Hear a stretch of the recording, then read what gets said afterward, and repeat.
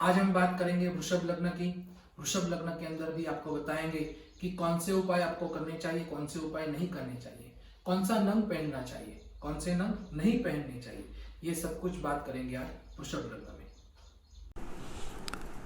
वृषभ लग्न या वृषभ राशि की बात करते हैं तो उनका जो कद होता है वो मध्यम होता है। थोड़ा सा बड़ा शरीर होता है, मोटा शरीर होता है, चौड़ा मस्तक होता है, मोटी गर्दन होती है, सुंदर और आकर्षक चेहरा होता है, बड़े कान होते हैं, आंखें बड़ी होती है थोड़ी। जो शोल्डर्स होते हैं चौड़े कंधे होते हैं, गठीला शरीर होता है, गेहुआ रंग, सफ़ेद दांत और जो जांघें होती है थोड़ी बड़ी और भारी होती है, घुंघराले बाल होते हैं और शरीर पर कहीं पर मस्सा जरूर होता है।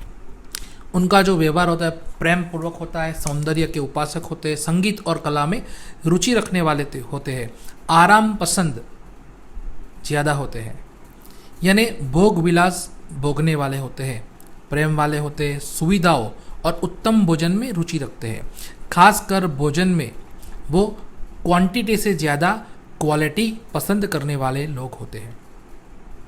और उसकी वजह से होता क्या है कि अनियमितता भी हो जाती है।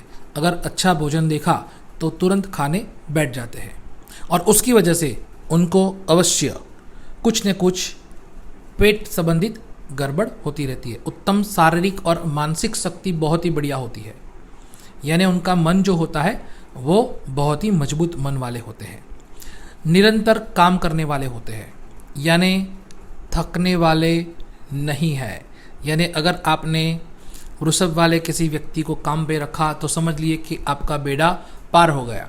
अच्छे मित्र होते हैं, स्पष्टवादी वाले होते हैं, निष्कर्ष निकालने से पूर्व भले बुरे का अध्ययन करने वाले होते हैं, धन संचयी होते हैं, यानी कम खर्च भी कर सकते हैं, खर्चे में सावधानी रखते हैं। लेकिन अगर जैसे ड्रेसिंग में खर्च करना होता है या मौज शौक में खर्च करना होता है तो वो अवश्य करेंगे। आत्मनिर्भर भी होते हैं, स्वयं की विशिष्ट कार्य प्रणाली और सिद्धांत वाले होते हैं। कूटनीतिक व्यवहार के कारण इनको समझना कठिन भी होता है, लेकिन व्यवहारिक ज्ञान उनके अंदर बहुत ही ज़्यादा होता है। बारीकी के काम में उनको महारत हासिल होती है, स्मरण शक्ति उत्तम होती है।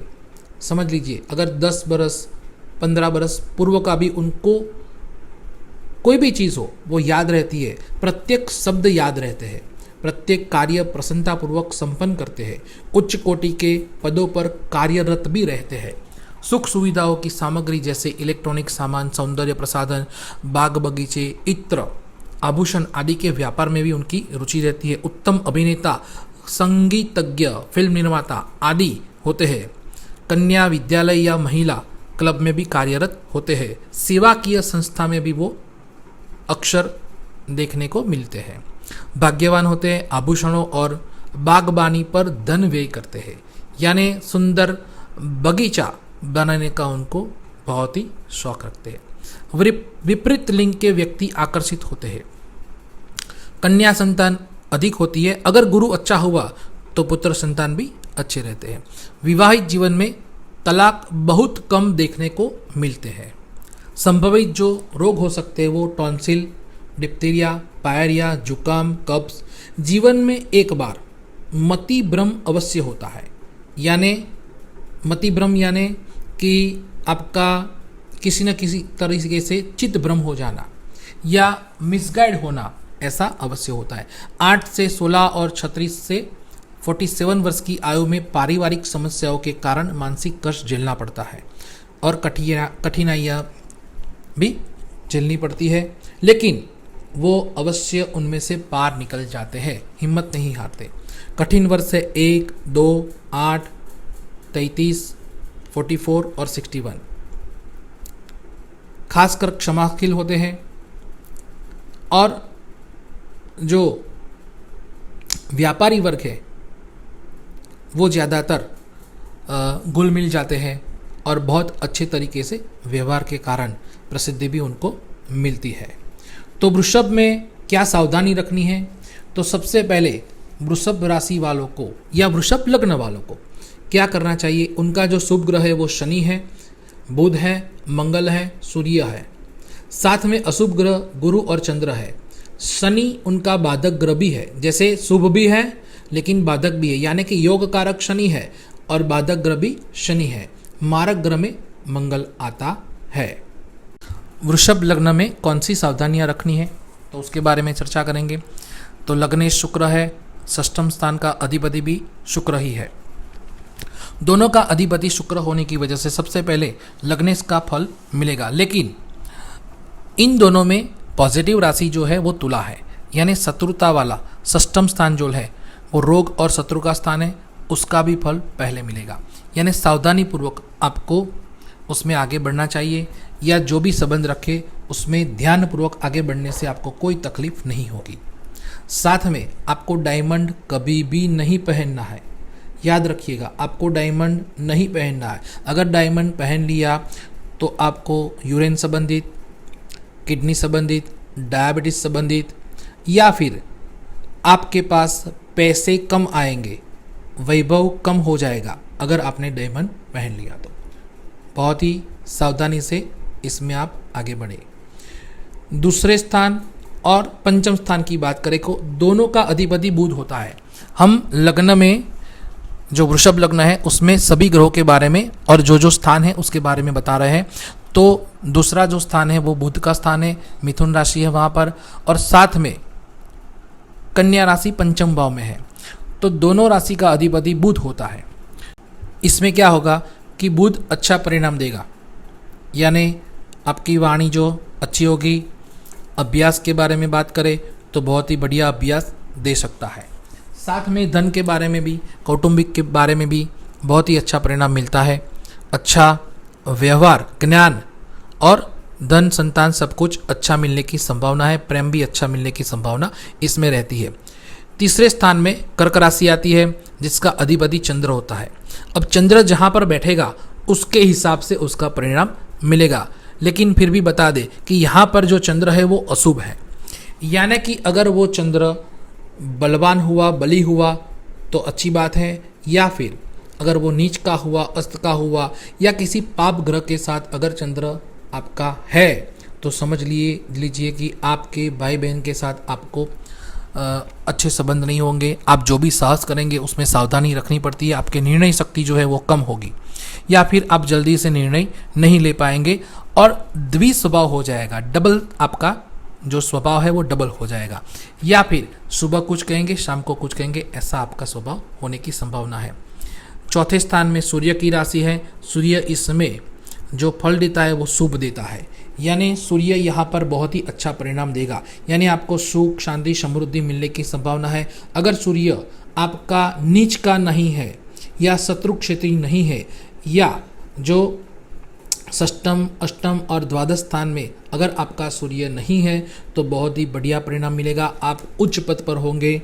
हो सकता है कि आप जज हो सकता है कि आप बड़े ऑफिसर हो, या सरकार के किसी भी क्षेत्र के अंदर आपका बहुत ही बढ़िया योगदान रह सकता है। आप डॉक्टर भी हो सकते हैं।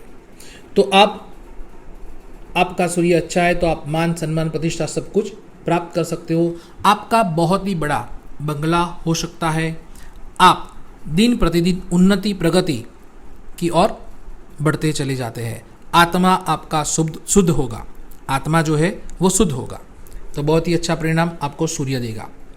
साथ में बात करते हैं सप्तम और द्वादश स्थान की, जहाँ पर क्या है कि मंगल है। मंगल मैंने जैसे बताया कि यहाँ पर मंगल मारक बनता है, यानी अगर आपने मंगल को धारण कर लिया तो समझ लीजिए कि आपको मंगल का कोई उपाय यहाँ पर नहीं करना है, सिर्फ उसको शांत रखना है। शांत कैसे रख सकते हैं? तो मंगल के शांति पाठ से, या फिर आप क्या कर सकते हैं, तो आपको मंगल के लिए गणपति की उपासना नहीं करनी है। समझ लीजिए, फिर से कह रहा हूँ, मंगल के लिए भगवान गणेश की उपासना नहीं करनी है। अब आप सोचते होंगे कि भी भगवान गणेश की उपासना क्यों नहीं करनी है, वो तो सबसे पहले पूजे जाते हैं। तो यहाँ पर क्या होगा कि आपका जो मंगल है वो यहाँ पर मारक है, यानी मृत्यु समान पीड़ा देने वाला है। अब आप अगर मंगल के जप करते हैं, मंगल का नंग पहनते हैं, या फिर आप उपवास करते हैं मंगलवार का, तो भी आपको बहुत ही खराब परिणाम मिलने की संभावना है। उसमें क्या होगा कि आपका व्यय होगा, बहुत सारे खर्चे होंगे, शारीरिक पीड़ाओं भी होगी या एक्सीडेंट होने की संभावना है। साथ में अगर आप पार्टनरशिप में कुछ काम करते हैं तो यहाँ पर भी आपको बहुत तकलीफ हो सकती है। पत्नी के साथ या पति के साथ आपके संबंध अच्छे नहीं रह सकते। भाई और बहन के साथ भी आपके संबंध अच्छे नहीं रह सकते। तो जैसे बताया कि गणेश जी की उपासना नहीं करनी है तो फिर आप दर्शन कर सकते हो, सिर्फ और सिर्फ गणपति के दर्शन कर सकते हो देव के तरीके से, यानी वो हमारे देव है। तो देव के नज़रिए से भगवान है, इसलिए सिर्फ और सिर्फ हम दर्शन कर सकते हैं। उनका कोई भी अनुष्ठान आप नहीं कर सकते, चौथ नहीं कर सकते, विनायक चतुर्थी नहीं करनी है, अंगारकी चौथ नहीं करनी है, लाल वस्त्र नहीं पहनने, समझ लीजिए लाल वस्त्र नहीं पहनने हैं। तो कई बार ऐसा होता है कि पूजा करने के बाद कंकण बंधन जो होता है, हाथ में जो नाड़ा छड़ी बांधी जाती है, वो भी अगर पूजा फिनिश हो जाए उसके बाद आप तुरंत निकाल के साइड में रख सकते हो। और क्या करना है, तो आपको मंगल के लिए बहुत ही शांत मन से कार्य करना है। कोई भी साहस जल्दबाजी में नहीं करना है, दूसरों पर जल्दी से ट्रस्ट नहीं करना है। बात करते हैं गुरु की। अष्टम भाव और एकादश भाव, दोनों भाव का अधिपति यहाँ पर गुरु है। जैसे आगे बताया कि गुरु भी अशुभ ग्रह है, तो यहाँ पर अष्टम और एकादश दोनों भाव जो है गुरु के आधारित है। तो आपको गुरु का नंग नहीं पहनना है। अगर आपने सुवर्ण यानी सोना पहन लिया तो भी आपके लिए अच्छा नहीं होगा। खास करके तर्जनी जो उंगली है, पहली उंगली अंगुष्ठ के साथ वाली, तो वहाँ पर भी अगर आपने सोने की अंगूठी पहन ली तो समझ लीजिए आपके लिए अच्छा नहीं होगा, आपको कोई लाभ नहीं मिलेगा, आपकी प्रगति रुक जाएगी। और खासकर अष्टम स्थान के अधिपति होने की वजह से आकस्मिक आपको कुछ न कुछ पीड़ाएं मिलती रहेगी। तो सावधान हो जाइए, आपको गुरु यहाँ पर पहनना नहीं है। बात करते हैं नवम और दसम भाव की, जिसका अधिपति होता है शनि, यानी आपका शनि अच्छा भी है और आपका शनि बाधक भी है। तो यहाँ पर क्या करना है, तो शनि अपने आप बढ़िया परिणाम देगा। तो आपको सिर्फ क्या नहीं करना है, तो शनि के लिए आपको कभी शनिवार का उपवास नहीं करना है, नीलम का नंग नहीं पहनना है। और शनि के जब अगर आपका शनि नीच का हो या फिर शत्रु क्षेत्री हो या फिर कोई अशुभ स्थान में हो तो ही आप शनि के जप कर सकते हो, या फिर बहुत कम जप करके आपको उसका परिणाम लेने चाहिए। तो क्या करना चाहिए, सिर्फ आप अगर आपका शनि अच्छा न हो तभी, अगर आपका शनि कुंडली में केंद्र त्रिकोण में है तो कुछ करने की ज़रूरत नहीं है। आपको शनि शांत करने की भी ज़रूरत नहीं है, शनि के कोई उपाय करने की ज़रूरत नहीं है। शनि अपने आप बहुत ही बढ़िया परिणाम देगा, यानी आपका भाग्य धीरे से मक्कम से, यानी बहुत अच्छे तरीके से आपका भाग्य बढ़ता ही जाएगा। साथ में कर्म क्षेत्र जो है वो भी दिन प्रतिदिन उसमें सफलता मिलती जाएगी। तो स्लो से मिलेगी लेकिन बहुत ही बढ़िया मिलेगी। यानी आप अगर एक बार 10,000 कमा लेते हैं तो कभी भी डाउन साइड नहीं जाएंगे, यानी 9,999 पे आप कभी भी वापस नहीं जाएंगे, आप बढ़ते ही जाएंगे। तो यहाँ पर सिर्फ शनि को शांत रखना है, कुछ करने की ज़रूरत नहीं है। भगवान हनुमान जी की उपासना कर सकते हो, आप भगवान शिव की उपासना कर सकते हो, खासकर देवी की उपासना कर सकते हो, और नारायण की भी उपासना यहाँ पर करनी चाहिए। इनके अलावा किसी भी ग्रह का कोई भी परिहार नहीं करना है, किसी भी देव का कोई परिहार नहीं करना है। बहुत ही बढ़िया और बहुत ही अच्छा परिणाम आपको मिलेगा। तो दोस्तों, आपको ये वीडियो बहुत ही पसंद आया होगा। आशा करते हैं कि आपको ऐसे ही वीडियो आगे मिलते रहेंगे। और आपका कोई प्रश्न है, आपका कोई टॉपिक है जिसके बारे में आप चर्चा करना चाहते हैं, तो आप कमेंट में लिखिए, हम उसके बारे में वीडियो बनाएंगे और आप तक जरूर पहुंचाएंगे। खास तौर पर आप इसको लाइक कीजिए, सब्सक्राइब कीजिए और शेयर कीजिए, ताकि सभी लोगों के पास अच्छे वीडियो पहुंचे और दुनिया में किस तरह से क्या करना चाहिए, कैसे आगे बढ़ना चाहिए, उसकी सारी जो जानकारी है वो आप तक पहुंचे और आपको मिलती रहे अच्छी वीडियो।